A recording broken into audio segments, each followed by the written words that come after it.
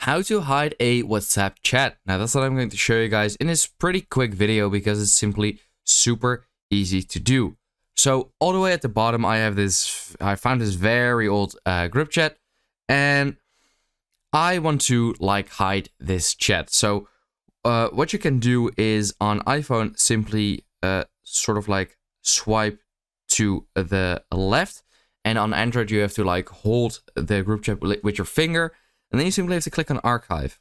Once you've clicked on archive, then it is simply hidden. So it will not be here anymore. And when you get messages in there, it won't be shown in WhatsApp anymore either. You won't get notifications. It won't show up here.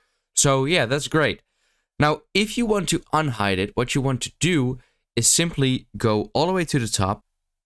And then at the top, you should see archived over here, right? So you want to click on there. And here you can already see the group chat I just archived. So then I can simply just swipe to the left again, unarchive, and there you go. So that's how you can hide a WhatsApp chat. And yeah, I hope this quick video helps you out. Let me know in the comments, and I'll see you next time.